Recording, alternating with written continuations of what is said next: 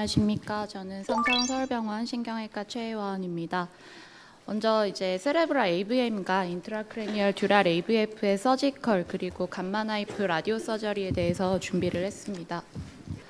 최근에 이제 세레브랄 AVM은 아루바 트라이얼 이후에 트리트먼트가 감소하면서 럽처 인시던스가 높아지고 있다는 2024년 JNI의 논문입니다. 피규어는 미국에서 2003년부터 AVM의 연간 치료율과 럽처 인시던스를 보여주고 있는데 2014년도에 이제 아루바 트라이얼 이후로 치료율이 점점 감소를 하고 있고 애뉴얼 럽처 인시던스는 점차 증가를 하고 있습니다. 그러다가 2017년도에는 럽처 인시던스가 20.6%로 인터벤션 레이트를 처음으로 넘어섰습니다. 그래서 트리트먼트 레이트와 럽처 인시던스 사이에는 역상관관계가 다음같이 확인이 되었고 인터벤션 레이트가 1% 감소하면 럽처 레이트는 0.44% 증가하고 있었습니다. 이제 아루바 트라이얼 이후에 미국에서 언럽처드 AVM에 대해서 인터벤션이 좀 많이 줄었고 그 결과 이제 럽처 인시던스가 증가를 하고 있기 때문에 이 연구는 좀 더 우리가 적극적으로 치료를 해야 한다 주장을 하고 있었습니다. AVM은 이제 1986년 고안된 스패출라 마틴 그레이드, 우리한테 익숙한 이 그레이딩 스케일로 대표적으로 오피리스크를 평가를 해왔습니다. 사이즈 3cm, 6cm 기준, 그리고 엘러컨트 에리아 여부, 그리고 딥베인 드레이니지 여부에 따라서 다음과 같이 5개의 그레이드로 나눕니다. 이 그레이딩 스케일은 아직까지도 자주 언급되지만 나이더스 크기별로 이제 위험도가 좀 저평가되기도 하고 라디오 서저리의 이제 리스크를 평가하기에는 한계가 있습니다. 따라서 이 논문은 스패출라 마틴 그레이드 이후에 추가된 9개의 클래시피케이션을 다음과 같이 비교하고 있습니다. 대표적으로 로톤 영 그레이드 스케일이 있는데 스패출라 마틴 그레이드에 이제 추가적으로 환자의 나이와 이전의 헤모리지 여부, 나이더스 타입을 컴팩트와 디퓨즈 타입으로 구분을 해서 평가를 했습니다. 실제 임상에서는 사실 이런 그레이드를 사용해서 환자의 트리트먼트를 결정하기보다는 나이더스 릴레이티드 헤모리지가 동반돼서 환자가 빨리 나빠지고 또 시저와 같은 증상이 어큐트하게 계속 나타나고 빠른 호전이 필요한 경우에는 나이더스가 크더라도 리스크를 감수하고 수술을 고려합니다. 그리고 넌 심터마틱 딥시티드 AVM이나 또 인시덴탈 AVM인데 환자의 의사가 강한 경우에는 감마나이프를 고려합니다. 이때 스패출러 마틴 그레이드보다는 이런 단독보다는 이런 환자의 나이나 이전 출혈력 그리고 나이더스 타입을 고려해서 치료 여부를 결정하는 것이 좋겠습니다. 다음으로 이제 AVM 감마나이프에 대한 또 최신 연구인데 900개 이상의 케이스를 리뷰한 논문입니다. AVM 감마나이프 후에 이제 롱텀 업클루전 프리딕터를 다음과 같이 이제 확인을 했는데 해석을 해보면 스패출라 마틴 그레이드가 좀 낮은 AVM에서 피딩 아터리가 1개고 또 나이더스 볼륨이 10mm 이하고 인트라나이달 애뉴리즘이 없고 한 경우에 감마나이프 아웃컴이 좋았습니다. 하지만 실제로는 10mm 이상의 AVM에서도 어큐트 심텀이나 헤모리지가 없을 때 감마나이프를 적용하고 있습니다. 다음 논문에서는 10mm 이상의 라지 AVM을 대상으로 스테이지 감마나이프를 3년 간격으로 반복을 했습니다. AVM 크기를 10에서 20mm 그리고 20에서 30mm, 30mm 초과하는 경우 세 그룹으로 나누었고 오블리터레이션 레이트는 다음과 같이 이제 크기가 커질수록 더 낮아지는 경향을 확인을 했습니다. 그리고 포스트 감마나이프 헤모리지를 이제 13.5%로 확인을 했는데 여기에는 이제 감마나이프의 라디에이션 체인지 릴레이티드인 경우와 이제 내추럴 코스에서 헤모리지도 이제 포함이 된 것으로 해석을 했습니다. 그리고 심터마틱 이데마가 발생하는 비율은 9.4%였습니다. 이 연구에서는 이제 이니셜 AVM 볼륨과 또 감마나이프의 마지널 도즈가 13.5g 이상일 때 오블리트레이션 레이트가 높다고 확인을 했고 실제 저희가 감마나이프를 적용할 때도 대부분 AVM은 18g 이상 적용을 하는 경우가 많습니다. 그리고 10에서 20mm AVM에서는 감마나이프 마지널 도즈가 13.5g 이상인 것이 오블리트레이션 레이트가 높았고 20mm 이상일 때에는 두 번째 감마나이프를 추가로 시행하는 것이 오블리트레이션 레이트를 유의하게 증가시켰습니다. 다음 증례는 이제 13mm의 AVM 환자고 두 번의 감마나이프 후에도 미니멀 레지듀얼 션트가 확인이 되었던 분입니다. 이런 경우에는 추가로 치료하지 않고 그냥 1년 정도 팔로우만 하여도 스폰테니어스 리그레션이 확인이 됩니다. 또 이제 스테이지드 감마 나이프가 무조건 또 효과적이라고 할 수 없는 경우에는 이제 이렇게 그 좀 나이더스 볼륨이 클 때 여러 번의 감마 나이프를 시행을 하면은 딜레이드로 발생하는 크로닉 인캡슐레이티드 익스펜딩 헤마토마 같은 이런 레디에이션 체인지로 인해서 환자의 예후가 나쁜 경우가 가끔 확인이 됩니다. 결론은 이제 30mm 이하까지는 스테이지드 감마 나이프나 감마 나이프를 좀 해볼 만한데 30mm를 초과하는 경우에는 주의 깊게 관찰하면서 ABM을 제한적으로 그 감마 나이프를 시행해야 된다라는 결론이었습니다. 다음으로는 이제 본원의 증례고 며칠 전에 시행되었던 라이트 오시피탈 ABM 케이스입니다. 환자는 이제 시저 증상이 있었고 보시면 나이더스 주변으로 이데마가 확인이 되어서 수술을 하기로 결정했습니다. DSA 상에서는 동측에 MCA 피더와 또 PCA 피더가 확인이 되고 있고 수술 과정을 간단하게 보시면은 이제 인골지드 된 드레이닝 베인이 확인이 되고 일부는 듀라와 어태치돼 있어서 완전히 노출시키기 어려운 부분도 있었습니다. ABM 나진을 따라서 서컴프렌셜 다이섹션을 하면서 다음과 같이 피더를 하나씩 차단을 하고 있고 이렇게 헤모클립을 적용해서 가운데를 컷해주고 있습니다. 이렇게 하나하나 피더를 차단하면서 모든 면을 다 다이섹션을 하고 나서 마지막으로 드레이닝 베인을 라이게이션 했습니다. 이렇게 라이게이션한 드레이닝 베인을 커팅을 해줘서 전체 이제 다이섹션한 ABM 나이더스를 제거를 하고 난 뒤에 이제 OP베드에 나이더스가 모두 제거된 모습이 확인됩니다. 그래서 수술 처음에 이제 노출을 시켰을 때는 ABM 나이더스의 그 아터리와 그리고 그 얼리 드레이닝 베인이 동시에 조형이 되는 것을 확인할 수 있는데 포스트오피로 확인한 이제 ICG 안지오그래피 상에서는 나이더스가 더 이상 확인되지 않습니다. 포스트옵 CT 상에서도 나이더스가 잘 제거된 것이 확인이 되었습니다. 또 다음은 이제 본원의 그 ABM 감마 나이프 케이스입니다. 한 번에 아파지아 증상이 확인된 25세 여자 환자였고 레프트 파리에탈 ABM이 확인되고 있고 MR상에서 이데마는 거의 확인되지 않았습니다. DSA 상에서 이제 싱글 아터리의 서플라이가 확인이 되고 있고 또 환자가 나이가 어리고 증상도 사실 한 번 이후에는 없었어서 감마 나이프를 결정을 했습니다.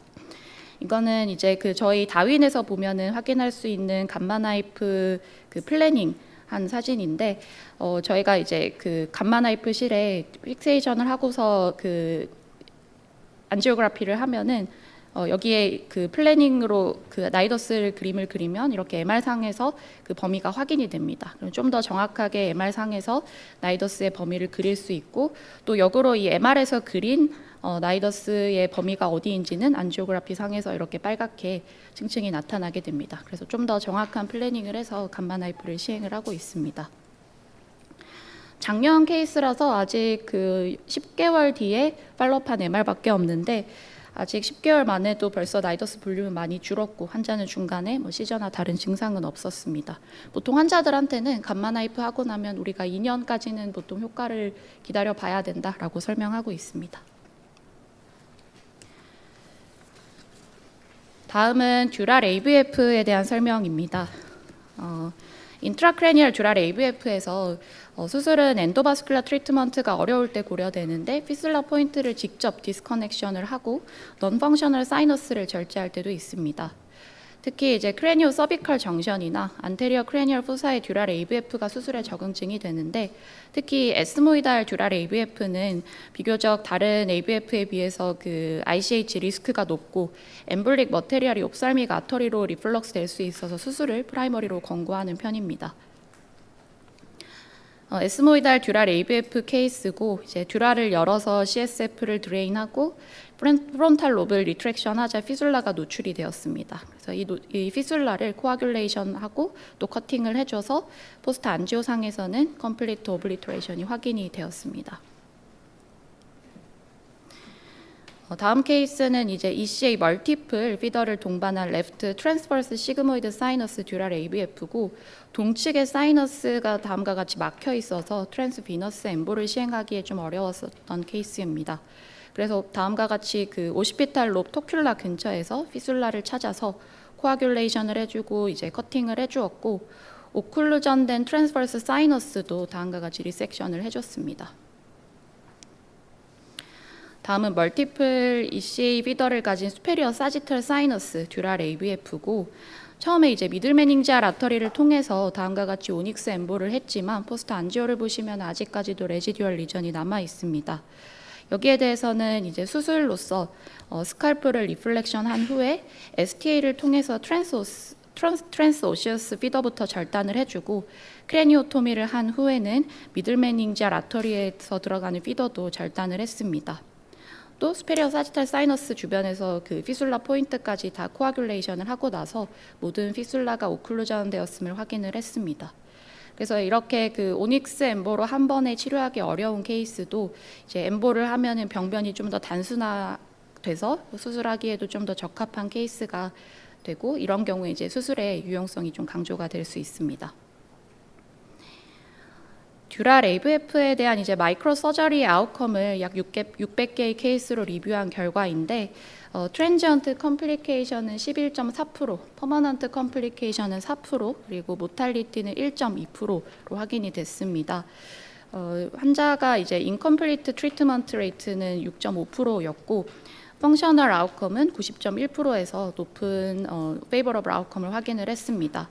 수술 후 재발이 되는 경우는 굉장히 드물었습니다. 듀랄 AVF의 위치에 따라서 이제 다양하게 어프로치를 해서 수술을 하게 되는데, 역시 안테리어 크레니얼 포사의 듀랄 AVF 케이스가 항상 가장 많았고 오블리트레이션 레이트도 좋았습니다. 이제 에스모이달 듀랄 AVF가 가장 수술을 흔하게 하는 듀랄 AVF인데, 이것의 이제 마이크로 서저리와 엔도바스큘라 트리트먼트의 아웃컴을 비교한 연구입니다.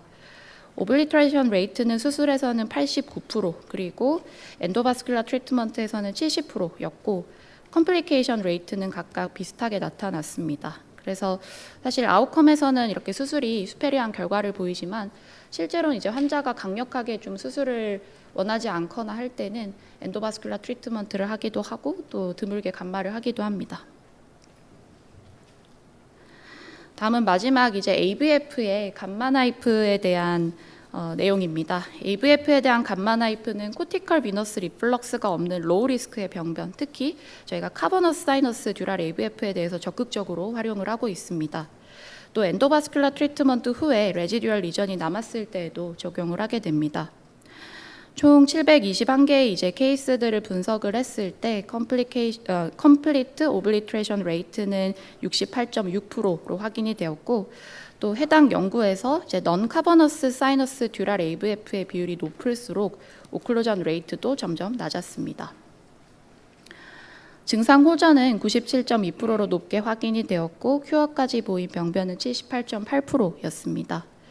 그래서 보든 타입으로 이제 로우 그레이드의 병변이거나 또 카버너스 듀랄 AVF인 경우에 아웃컴이 좋았고, 또 이전에 엠볼라이제이션을 한 경우에는 심텀 큐어 레이트가 더 높았습니다.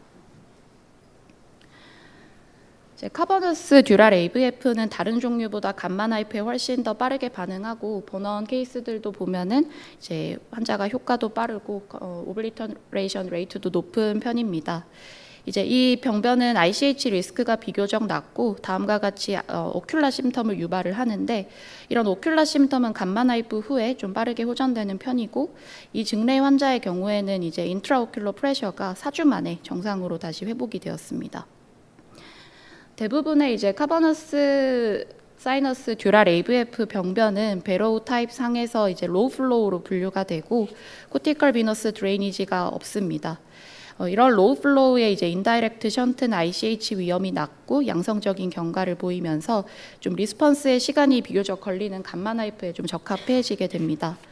그리고 카버너스 사이너스 주변에는 이제 크레니어 너브가 밀집되어 있는데, 플래닝 할 때 이렇게 그 타겟팅 할 때 크레니어 너브를 좀 피해서 타겟팅을 하고, 또 베스티뷸라 슈바노마 같이 패솔로직한 크레니얼 너브는 비교적 그 라디에이션에 취약한 편인데, 여기 우리 카버너스 사이너스 듀랄 AVF 감마를 할 때 포함되는 이제 너브들은 다 패솔로직 너브가 아니기 때문에 비교적 라디에이션의 영향에도 좀 그 합병증이 거의 적은 편입니다.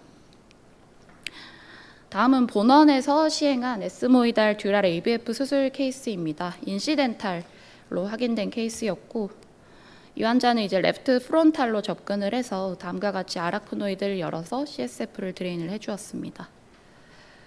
프론탈 롭 리트랙션을 했을 때 이렇게 피술러와 함께 인골지드 베인들이 노출이 되었고 이 병변들을 코아듈레이션하고 커팅을 해서 포스트 안지오상에서는 이제 컴플리트 오블리트레이션이 확인이 되었습니다. 다음은 본원 카버너스 사이너스 듀랄 AVF 감마 나이프 케이스고 그 시술 전에는 양쪽 ECA에서 다음과 같이 서플라이가 되고 또 ICA에서도 파인 피더로 이제 서플라이가 되던 듀랄 AVF가 다음과 같이 감마 나이프를 시행한 후에는 컴플리트 오클루전이 확인이 된 케이스입니다.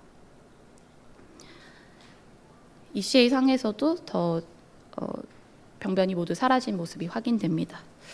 이렇게 이제 최근 AVM과 AVF를 어떻게 치료를 권고를 하고 있는지 또 본원 케이스들은 어떻게 되는지 내용을 준비해봤고 이제 수술과 엔도바스큘라 트리트먼트 그리고 감마 나이프를 병변의 특징이나 아니면 환자의 상태 그리고 환자의 선호도에 따라서 다양한 방법으로 치료를 하고 있습니다. 이상입니다.